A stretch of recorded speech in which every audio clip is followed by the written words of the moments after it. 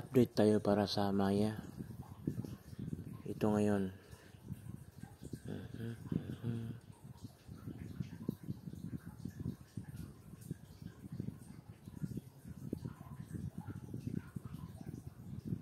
Yan. Yan ang Maya ko. Ngayon, kung may Maya ka, kung ano man ang nakalagay na number mo doon, yun din ang gusto mo na ma-register, di ba? Yun din po ang dapat gamitin. Hindi po yun ibig sabihin na papalitan mo. Kasi si Maya, kung ano ang na-registered mo, yun lang po talaga. Hindi ka gaya kay GCash na pwede kang mag-register ng another number, another GCash account. Ganyan, hindi po ganun si Maya. Si Maya po kasi, isa sa pinaka gusto kay Maya, kapag mayroon siyang mga benefits, mabibigay sa mga Maya users katulad ko, di ba?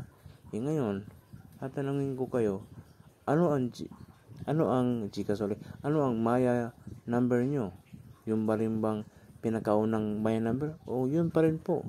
Then, baka sabihin nyo, bakit laging error nito ganyan? Madali lang. Kung mag-error man yung number na ginagamit nyo, make sure na yun ang pinakaunang ni-register nyo. Huwag nyong ibahin ang number nyo sa Maya. Si Maya, hindi yan tumatanggap ng kahit anong number. Basta yun lang number na pinakauna talaga yung na-registered mo kay Maya. Si Maya is one account na talaga. Hindi ka pwedeng kahit na dalawa cellphone mo, maglagay ka ng Maya sa kabila. Hindi na po pwede yun. Hindi tatanggapin ni Maya yun. Dahil naka-registered ka na doon. May pangalan ka na doon. Diba? Kahit sabihin pa natin nga, di man ako napasa ng valid ID, hindi ka rin mabiverified. Diba? Yun lang. Kaya tsaka sinasabi ng iba na, bakit daw si Maya walang update. Si Maya po, always po yan nag-update. Yung problema nga lang, kung may problema ka about sa kay Maya, yung number mo, madali lang solusyonan yan. Yung report system ni Maya, madali lang. Punta ka doon sa Play Store, mag-message ka sila by Gmail. Gmail mo doon na ganito ganyan ang problema mo, na bakit ang number ko ay okay naman, at saka bakit palaging error, ganun. May resolve po dyan. Doon ka po dumaan kung hindi ka makadaan dito sa apps ng Maya. Kaya sa mga nag-i-error dyan, ito na ang update sa inyo. Yun nga lang, wala akong may lagay dito dahil meron pa akong balance kay Maya. Sa mga merong dyan, pwede na kayo doon. Kung hindi kayo makapag-report dito sa apps, doon kayo daan sa Play Store, search nyo yung Maya, then dyan, hanapin nyo yung contact details doon sa Play Store ni Maya. Pag nyo doon, i-message nyo via Gmail, yun na. Okay? Wag ho kayong mag-worry na parang hindi yata pwede yun. Pwede po yun.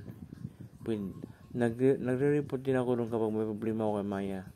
Kaya ngayon, kahit anong gawin natin, wala tayong magagawa kung hindi natin gawin ang lahat.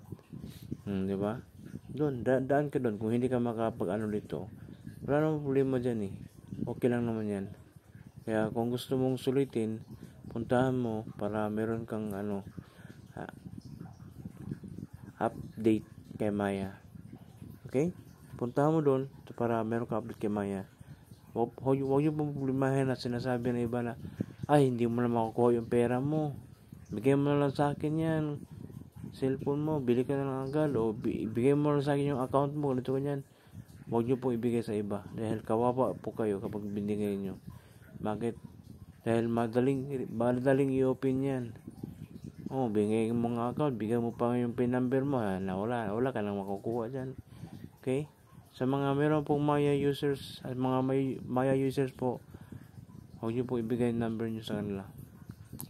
Sikapin nyo po, punta kayo ng Play Store, search yung Maya, hanapin mo, contact details doon kay Maya, may Gmail doon ni Maya, doon kayo mag-message kayo, Gmail mo sa kanila. Okay? Sa lahat ng mga bakit walang update ako, ito, para sa inyo. Good luck po sa lahat. Gawin nyo po para meron kayo update. Go.